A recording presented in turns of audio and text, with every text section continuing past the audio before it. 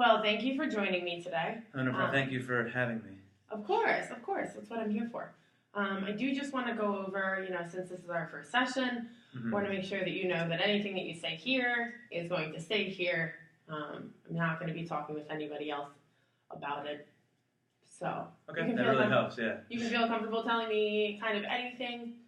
I just want to kind of give the floor to you, and, if you just want to start with telling me some of your minor issues, and we can go from there. Yeah, well, I don't know if I say minor issues, but yeah, I've been finding myself really stressed out with trying to balance everything in life, kind of just because I graduated, took a little time off between coming.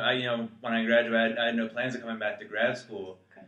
So in that time, when you graduate from undergrad, you're supposed to kind of take jobs and kind of pick your career and kind of let all of that, kind of find your way with that. So I've taken a couple different jobs, like some more than others, and then maybe found out I was coming to grad school about 3 or 4 months beforehand, and that kind of added the whole thing on my plate of how am I going to balance grad school with my 2 jobs, because I'm usually a kind of person that I have a hard time of, I don't like giving up things. I don't like, I feel like if I quit a job, I look at it as more of a negative reflection of me than, instead of seeing it from their view and being like, oh, he just needs it, because they probably just think of it as, oh, he just needs it to, see school. But in my opinion, they see me as, oh, he's quitting, he can't handle it, he's a wuss, he can't handle all the stress. But then there's the stuff from, with grad school, working on campus with like a graduate assistantship, kind of having all those different jobs, and then also maintaining a relationship, maintaining time to spend with your significant other, maintaining time to spend with your friends. So a lot of obligations, and like I said, I really find it hard to say no to those things. I kind of find it hard to, try and balance it all.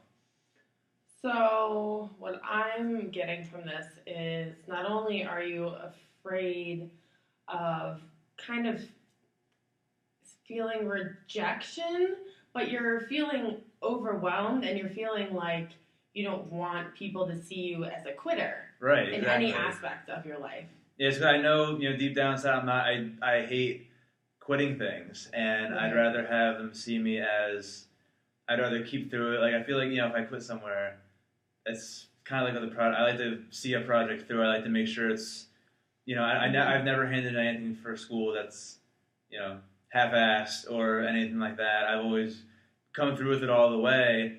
And sometimes when I start a job at, whether it's retail or whatever else, there's always, at most jobs, there's always something else to be done. Your job is never finished. And, if I go in and I say I quit, I don't want them to see. To me, that's me saying I can't finish the job. I don't have it in me to finish it. When really that's not the case, but I'm afraid of the perception of not being able to finish. So, obviously you haven't always had every single job that you've had now. Do you think, has there been a situation where, you have quit and you've kind of gotten the kind of reassurance, or not reassurance that you're saying, where you've almost felt kind of like you let yourself and everybody else around you down?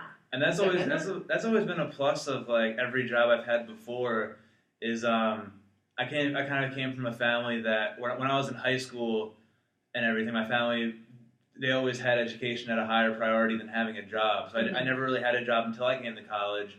And every job I had in college I kept until I graduated, just because like I said, I didn't want to quit. And then graduation was kind of a way, that was a solid way for me. Like, I'm graduating, I can no longer work this job because of that. So I didn't really have to quit. I moved on. It was kind of different for me where I'm no longer able to keep helping. Okay. So I've never really had that feeling of like, I quit, Okay. Do you think that maybe, since you did have a little bit of time to figure things out, you put yourself, back into grad school, obviously to further your, education and to get the job that you're ultimately looking for. Do you think that, by getting these other jobs and by taking on the assistantship, you kind of almost like reflected back into that same kind of, turntable of I need to keep busy all the time, even if, some aspects of my life might be suffering. Yeah, I think that definitely plays a role in it because I find myself, if I don't keep myself motivated, like one of my main things in life is I feel the motivation in my day is reflected on how quickly I can get out of bed. So if I have something right in the morning to keep me moving, to keep me awake, I'll be motivated for the rest of the day. Like even if like say I only get up and I do something for like an hour or two, the fact that I got up and did it right away keeps me motivated the rest of the day. Whereas if I'm not working or if like I have a day off, some people like cherish days off, but sometimes I dread them just because I know I'll lack that motivation to get out. I'll stay in bed all day and then I'll be like, well, I wasted that day.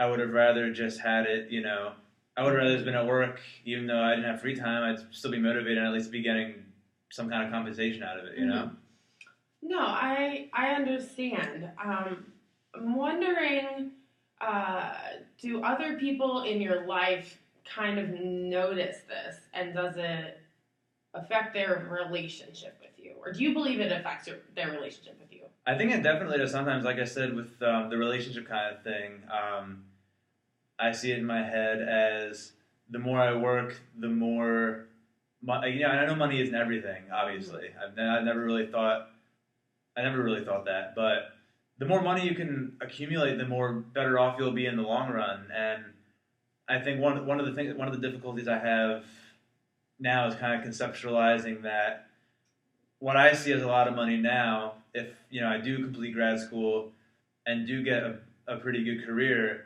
what I consider a lot of money now will be chump change in the long run. Like if I'm working a job now that pays $8 an hour and I'm stressing out about trying to keep that job because it's an extra 85 hours a week. That it's a part-time job, but so right now to me 85 hours a week is a lot of money. But in the long run, 85 hours is going to be like nothing. Like why would I be stressing about 85 hours? But in my shoes now, that's a lot. And if I can save up every little bit, that's going to help me out in the long run. And I feel like I kind of put that ahead sometimes of spending time with my girlfriend or my friends, just because if I can make that extra little bit of money, then I'll be better off later on. Right. Have you ever sat down and kind of, figured out your finances and where your money is going kind of at the time that you get it? Definitely, yeah. I mean, I do mobile banking, and I either have direct deposit or they take a picture of your check thing. So I kind of have a constant reminder of like where it's all going, and usually I try and have as little cash on me as possible, so I run it through a debit card, and sometimes you don't realize how much. Not like I spend a lot of money, but just going out to dinner and stuff like that. If say you go out 2 or 3 times a week, that adds up pretty quickly. And I try to be a pretty frugal spender. Like I try not to buy anything really unless it's like on sale or I know I'm getting a good deal, just because I don't want my money to go to waste like that, Right. In regards to your education, I mean, I'm not sure the exact stipulations of your assistantship, but usually they assist in some sort of, helping tuition-wise. In regards to, have you ever thought about, since you're kind of overworked, it seems to be you're overworking yourself, kind of taking out a small loan with the interest of kind of giving yourself a little bit more free time, even though, loans might accrue some interest, looking out for your kind of your future at the same time. Right. Yeah. One of the things that's really nice about the grad assistantship I'm taking is they do waive your tuition, which is awesome. You don't have to worry about tuition, and you also get a little bit of a stipend. However, because of how the assistantship's run, you're only really allowed to do 20 hours of an assistantship.